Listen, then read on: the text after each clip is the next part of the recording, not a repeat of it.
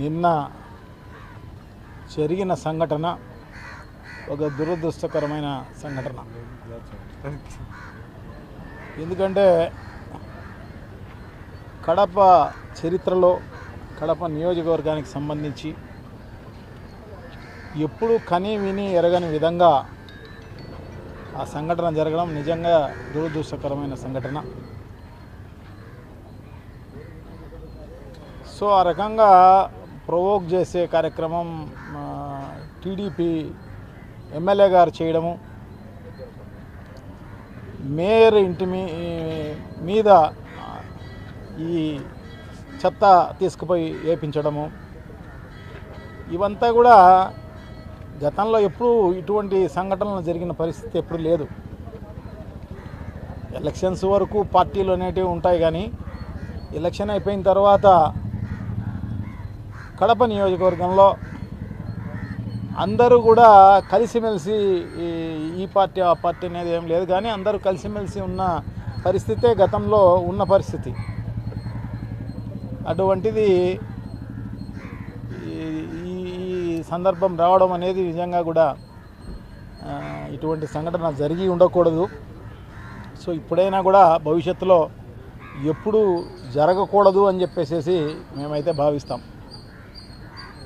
So అదే ఇప్పుడు SP గారికి రిప్రజెంట్ చేయడం జరిగింది. సో అదే కాకోకుండా చెత్త నిర్వహణ అనేది మున్సిపల్ కార్పొరేషన్దే, అదేం దాంట్లో స్థానిక సంస్థలదే.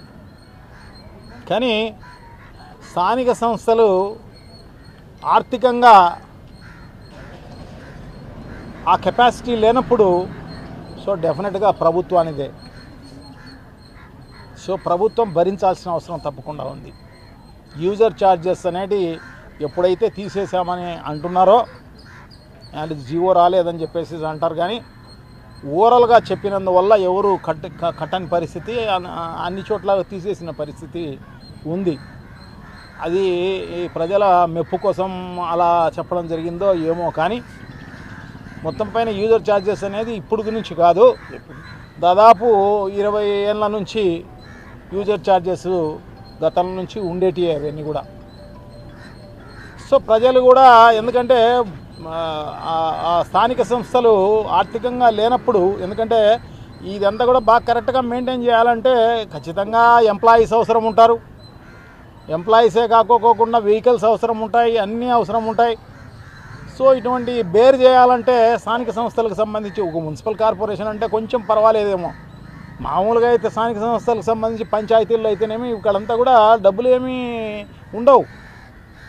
సో అటువంటి పరిస్థితుల్లో ప్రభుత్వమే బేర్ చేయాల్సిన అవసరం ఉంది. అది యూజర్ ఛార్జెస్ వద్దు అన్నప్పుడు ఖచ్చితంగా ప్రభుత్వం దాన్ని స్పాన్సర్ చేయాల్సిన అవసరం తప్పకుండా ఉంది. ఎంత అవుతుందో అంత డబ్బులు వాళ్ళు ఇచ్చి మెయింటైన్ చేయాల్సిన అవసరం తప్పకుండా ఉంది. సో దానికి మేయర్ ఇంటి మీద చెత్త వేయడము, లేకుంటే కార్పొరేటర్ల ఇంటి మీద చెత్త వేయడము, ఇది ఈ ప్రభుత్వం ల్యాబ్స్, అది ఈ ప్రభుత్వం వైఫల్యం. ఈ వైఫల్యాన్ని కప్పిపుచ్చుకోవడానికి కోసము ఈ రకంగా కార్పొరేటర్ పైన, మేయర్ పైన, ఇంకొకరి పైన బ్లేమ్ చేసే కార్యక్రమం అనేది తప్పు అది. సో ఇవన్నీ కూడా తెలుసుకోవాల్సిన అవసరం తప్పకుండా ఉంది అన్నమాట. సో మనం ఏవైనా దానికి ఒకవేళ ఏదైనా దానిపైన బాగా చర్యలు తీసుకోవాలి అంటే ఖచ్చితంగా చంద్రబాబు దగ్గరికి పోయి, ముఖ్యమంత్రి గారి దగ్గరికి పోయి రిప్రజెంట్ చేయాలి. మున్సిపల్ కార్పొరేషన్కు ఈ రకమైన పరిస్థితి ఉంది, సో ఇటువంటి పరిస్థితుల్లో మీరు ఇంత డబ్బులు మున్సిపల్ కార్పొరేషన్కి ఇవ్వండి అని చెప్పేసి, మరి టీడీపీకి సంబంధించిన ఎమ్మెల్యేనే కాబట్టి తప్పకుండా రిప్రజెంట్ చేయవచ్చు, ఆ డబ్బులు తీసుకురానివ్వచ్చు, ప్రజలకు మేలు చేయనివ్వచ్చు. సో ఇటువంటి పరిస్థితి. సో భవిష్యత్తులో ఇటువంటి పునరావృతం కాకూడదు అని చెప్పేసి మేమైతే భావిస్తామన్నమాట. సో అదే విషయం ఎస్పీ గారికి కూడా రిప్రజెంట్ చేయడం జరిగింది. ఎస్పీ గారు కూడా సానుకూలంగా స్పందిస్తారు అని చెప్పేసి నేనైతే భావిస్తాను అన్నమాట. నాతో పాటు మా డిప్యూటీ సీఎం అంజద్ బాషా గారు పాల్గొనడం జరిగింది.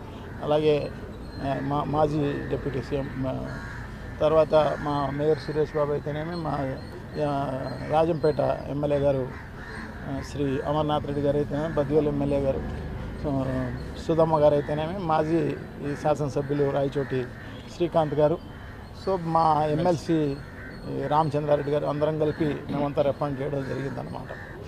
సో తప్పకుండా ఆయన ఎస్పీ గారు, పోలీసు వాళ్ళు, ఎందుకంటే ఇమ్మీడియట్గా పోలీసు వాళ్ళు కూడా రియాక్ట్ కావడం జరిగింది. వాళ్ళను తీసుకొచ్చి 9 మందినో ఏమో తీసుకొచ్చి ఇమ్మీడియట్గా స్టేషన్కి తీసుకురావడం జరిగింది ఎవరైతే ఈ పని చేసినారో. సో వాళ్ళు బాగానే స్పందించినారని చెప్పి నేనైతే భావిస్తా. సో డెఫినెట్గా భవిష్యత్తులో ఇటువంటి జరగకుండా చూస్తారు అని కూడా నేనైతే భావిస్తాను. సో మీరు కూడా అంటే యాజ్ ఏ మీడియా కూడా మీరు కూడా దీంట్లో కలగజేసుకోవాల్సిన అవసరం తప్పకుండా ఉంది. ప్రజలకు వాస్తవాలు చెప్పాల్సిన అవసరం కూడా తప్పకుండా ఉంది. ఎవరైతే ఇటువంటి చర్యలు చేసినారో వాళ్ళకు మీరు కూడా కౌన్సిలింగ్ కూడా ఇవ్వాల్సిన అవసరం తప్పకుండా ఉంది అన్నమాట. సో తప్పకుండా ఈ రకంగా చేయండి అని చెప్పేసి మిమ్మల్ని అందరినీ కూడా అభ్యర్థిస్తూ, ఇటువంటి చేసిన వాళ్ళను నిజంగా కూడా వాళ్ళపైన యాక్షన్ తీసుకోమని కూడా చెప్పడం జరిగింది. సో డెఫినెట్గా ఈ భవిష్యత్తులో జరగదు అని చెప్పేసి నేనైతే భావిస్తాను. Thank you. నమస్కారం.